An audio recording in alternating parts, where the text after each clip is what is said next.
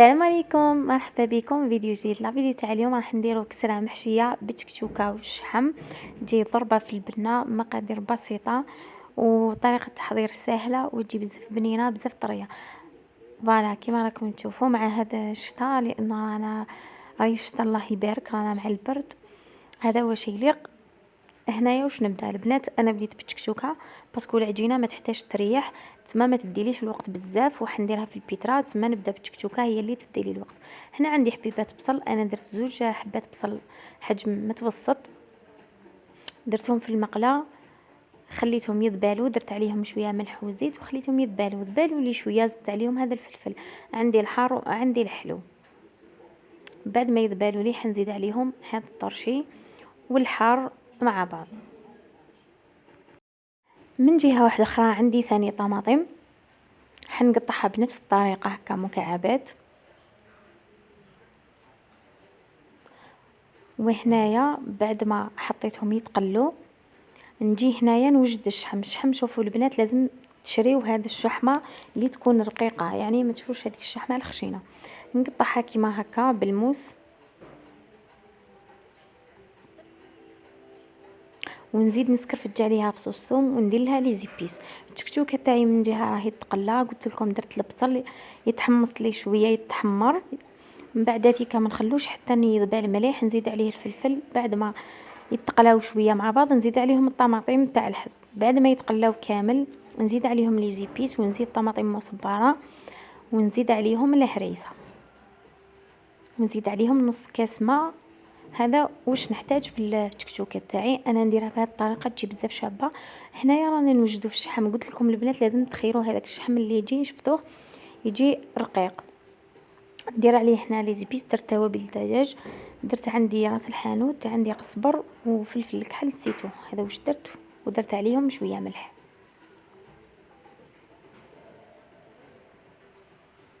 فوالا نخلطو كيما هكا ونحطو اكوتي.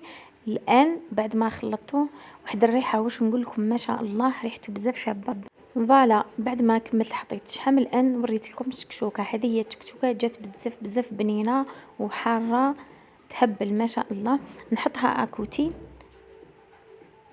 فوالا راكم تشوفوا شحال شابه.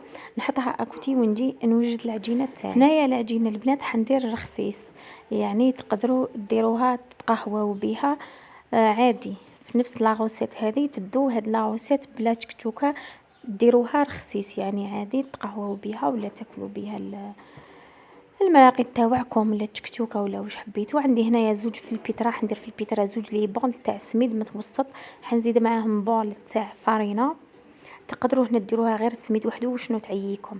اذا درتوا السميد وحده ديروا السميد الرطب، انا هنا درت المتوسط، زدت له بول فارينه، مغرف صغيره، خماره تاع الخبز، عندي مغرف كبيره سكر، ونزيد الملح، وعندي اكثر من نص زيت، اكثر من نص كاس، ماشي عبر، ماشي العبر اللي عبرت به، نديرو كاس فقط، اكثر من نص زيت. هنايا يعني ندير في الملح، وتخلطوا هذوك النواشف كامل مع بعض، ومن بعداتي كنزيد عليهم الزيت. قلت لكم البنات تزيد ديروا اكثر من نص باش تجي هذيك الخسيس تاعكم تجي مبسه وتجي شابه. فوالا نحط في البيترا، ومن بعد هنايا نطمهم بالماء الدافي. هنا البنات العجينه لازم تكون شاده روحها، ما تجريوهاش بزاف وما تخلوهاش ناشفه. انا حنخلطها بالبيترا، وانتم اذا عندكم البيترا، اذا ما عندكمش تستعملوا يديكم. عندي هنا اكثر من نص كما قلت لكم زيت.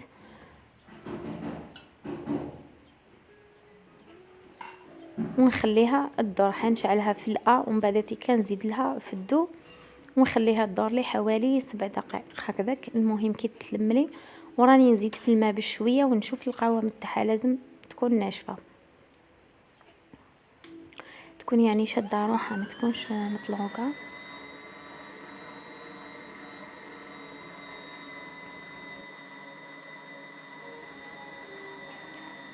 هكذايا نخلي البيترا تاعي يدور، وكل مره يعني نبدا نزيد في الماء وهو يتخلط ونشوف. لازم العجينه تاعي تكون شاده روحها، ما تكونش جاريه. نخليها انا الدور، بعد ما نكمل نوريكم العجينه تاعي اللي تحصلت عليها.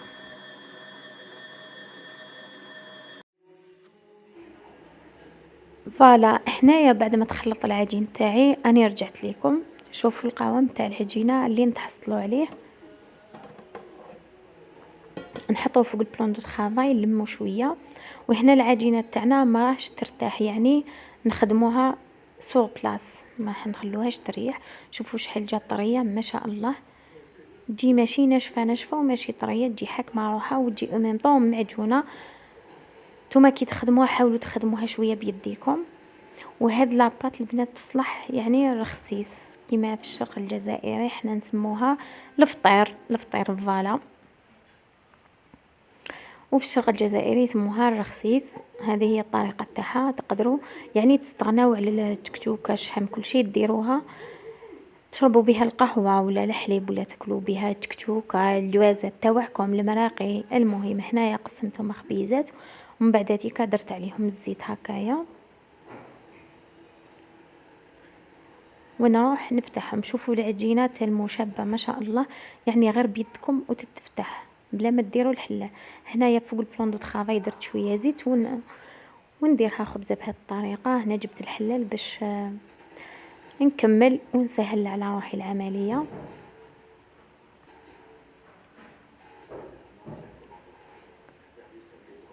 نديرها هكا خبزه صغيره، ومن بعد كنعمرها بالتكتوكه والشحم، ونزيد الخبزه الثانيه فوقها ونغلق عليها. وهنايا في نفس الوقت درت الطاجين تاعي راهو يسخن. انا طيبت على الطاجين تاع النار، لازم يسخن مليح باش نحطو الكسرة تاعنا باش طيب مليحه. الله الله. وهنايا هنا البنات لازم تخبزوها فوق بابي كويسون باش تقدروا ترفدوها تحطوها في الطاجين. اللي يعرف يحطها اللهم بارك، كيما انا صراحه ما نعرفش نحطها خبزه كبيره. رحت جبت هذا تاع الكوشه تاعي نحط فيه باش نقلب بالخبزه ديريكت تجيني سهله، باسكو ما عنديش بابي كويسون. درت هاد الطريقه يعني تجيني سهله. سينو اذا درتها خبزه وتعمروها بالتكتوكه والشحم ما تقدروش تهزوها، راح تغلبكم. واللي عندهم الاكسبيريونس الله يبارك يهزوها عادي، يرفدوها عادي. انا ما نقدرش نرفدها. وريت لكم هذه الطريقه، يعني قبل ما تحطوا لازم تحطوها بابي كويسون ولا عفسه اللي تقدروا سهل عليكم تحطوها في الطاجين. بنفس الطريقه نزيد الخبزه الثانيه. قبل ما نزيد الخبزه الثانيه راح نحط التكتوكه ونحط الشحم، بعداتي كنحل الخبزه الزوجه.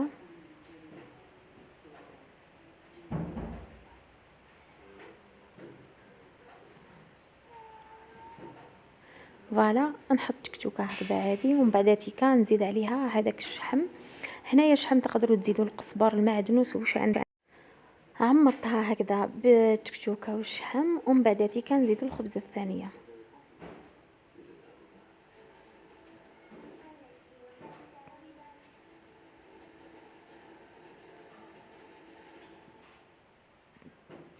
نجيب هذيك الخبزه الثانيه نحطها فوق الخبزه اللي كنت عمرتها بهذه الطريقه.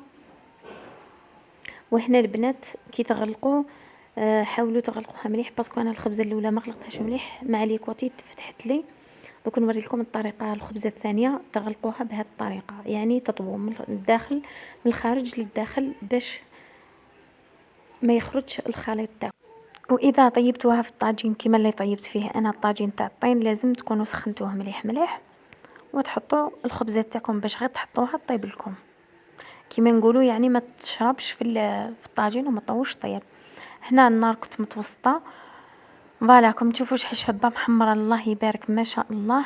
وهنا جبت لكم خبزه باش تشوفوها، يعني صورت هاد الخبزه الاولانيه، خبزه عفوا الثانيه اللي طابت لي، الاولى فتحت لي. وهنا راهي سخونه راني نقسم لكم فيها باش نوري لكم. شوفوا ما شاء الله جات طايبه مبسه ولا اروع، والحشو ما شاء الله بنينه حاره روعه روعه.